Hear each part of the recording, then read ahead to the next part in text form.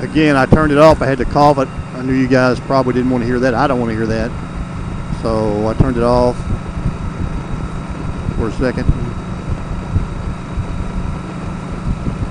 It's pretty, really, again, I've got the GoPro. You know, if I wanted to make that wireless with this high quality voice that you get, I think you can have up to 2 riders and still be in high, what they call UDC or high def HD audio, which is really great. I'm not for sure about the 20, but the 10 you can do 2, which would normally be me and him, probably just me. If you get with 4, it goes to a different quality. I'm not for sure what that will sound like. We'll probably get a chance or 2 this year to try it. But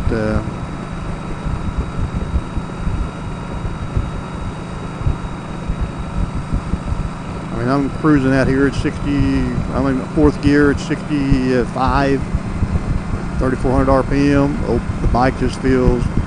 It's got a little vibration in the pedals, in the motor.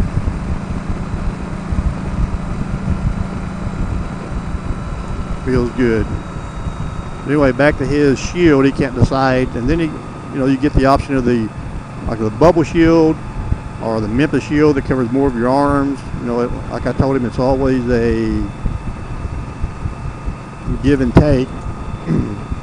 You'll be happy in the summer you had less on you. If you drive later in October-ish or November, you'll wish you had the full shield. And I also reminded him it's the more, how do I say that? The more stuff you put on it, the less it looks like a cruiser, more like a go wing. It's always a compromise. So. Again, on my gas situation, I hope that I think this is about 8 miles, 12, 24. I should be good for about 40 miles. So if not, I guess I'll be walking unless I turn around. Even now, I feel a little heat on that right leg because I don't have any socks on. Shame on me, I know, but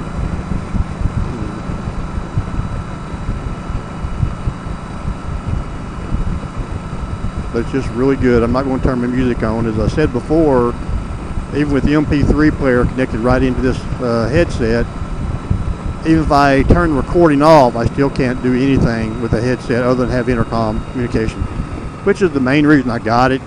The other stuff was great. If I can just do MP3 music and stuff, and maybe they'll get that worked out. But I thought that would be Bluetooth. I figured the MP3 would just come right on through anyway, different circuitry. And the 20, and maybe if I would just get him one, but I was trying to get one. My son was getting one. Even my brother and his wife were getting one. So. You know, it's $100 for me, $100, so you have another $400. And how great is it going to be, or bad is it going to be? How often are you going to be in 6 or 7? And so we decided just to venture in slowly, and we did. And I got another brother if he decides to get one. I'm not sure how a 20 can do 6 or 8, or a lot more. I'm not sure how many they can do. They can do more than 4. You know, I think it says in the literature, I'm going by memory, that you can have 3 other riders, but really they mean 4, you and 3 other riders. So the 4 of you, or a group of 4, can go and have intercom and talking. And a group of 2, if I recall right, is in high def or UDC, and that's pretty cool. I know it sounds really good. I've seen some tests with the GoPro with just a mic, and like I said, even though I had the GoPro 3, I would have still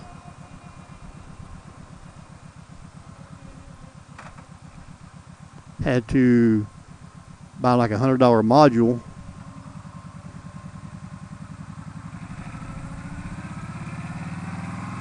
to make it wireless like this. So the prices came down, so it's more, but it's not. At least I think when the Prism came out, it was $400, $399. I'm not sure if that's actually what they sold for, but they're around $250-ish now. So. And it does come with a lot of hardware. A lot of it I probably never use. I mean, if I had my brothers send me the helmet with just a couple of clamps, and then let me decide between motorcycle bolting or something like that, because I only need They send you one that says motorcycle in a box. That's what you normally use for motorcycle. The rest is great, but how much am I paying for that? Am I paying $30, $40? If I'm paying $5 or $6, then yeah, great. If I'm paying 30 or 40, then not so much. So I was going to try my high beams too.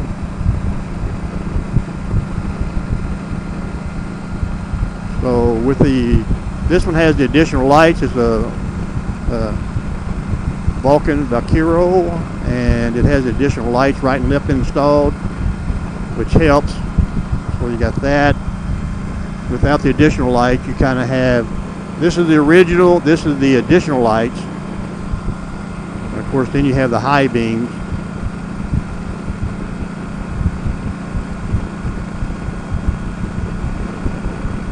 So not bad. I don't think I'm really blinding those people. I'll turn them off here in a minute.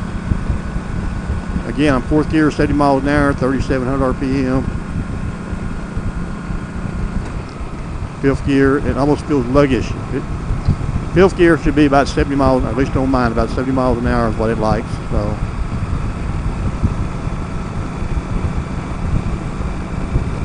coming across the bridge up here.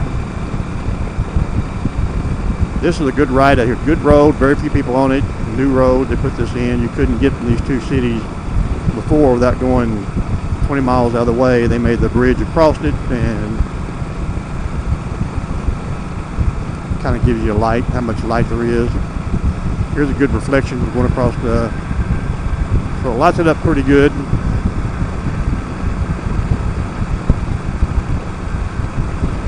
Hopefully my camera is recording, getting all that. I always forget, did I turn it on or not?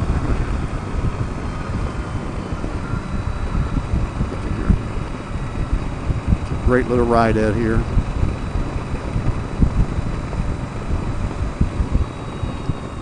Like I say, possibly getting nothing in the dark. And I never use this one here. I know its claim to fame is not, night riding, so I'm not expecting much, but I do want to see if I can see my helmet.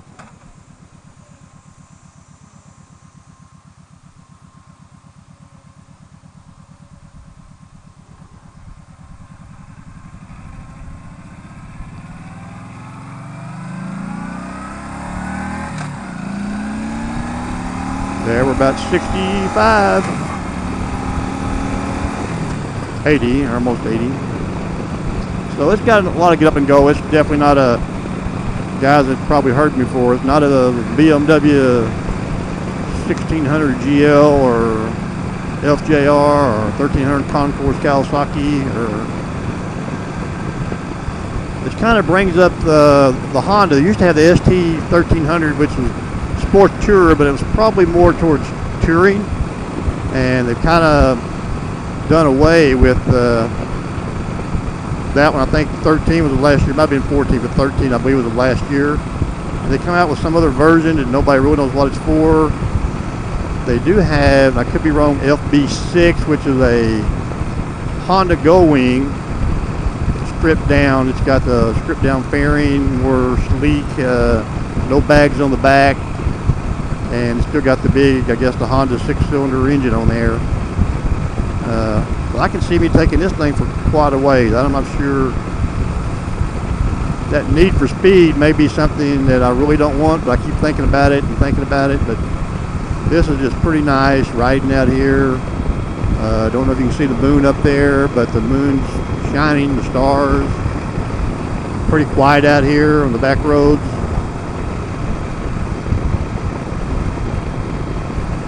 Just really enjoyable to ride. I do wish they had some things, and that's, I guess you hear as I ride and talk, I'm just expressing things in the world that seem weird to me. On the Yamaha 2014, I believe it was, and 13, 14 they completed it. It had, we're talking about a touring sports bike. It has automatic adjustments for traction control, ABS. 2014 you can adjust for passenger 1, 2, and 3. Then in those you can do soft, hard, and medium with 2 or 3 numbers up and down to -3 to +3, if I remember right. I saw a bunch of them the last month or so. You know, why this been a touring bike, and all of them, you know, the Harleys and even the Gold Wing still has the air. I don't get that, you know. Of course, you may say the Gold Wing's already, how many $1,000 it is, 22-ish, you know, for run-of-the-mill model. But I think if a person's going to do that extra $1,000 or whatever it takes. I know the ES is about has electronic suspension. I think it's about $1,000 more on the Yamaha. So, but it's nice. You hit a button. We shouldn't. In 2015, we shouldn't be going out with a wrench and adjusting our shocks or putting air in them, or it's just ridiculous. I mean, at least give me the option, blah blah, with ES and see what they do. I mean, that's why I wanted the Yamaha. It had all that on there, and it was really going to be really this is a smooth riding little bike. So I'm going to turn it off so I can tell, then back on. And I'm going to make an adjustment on my camera. See if I can do this off.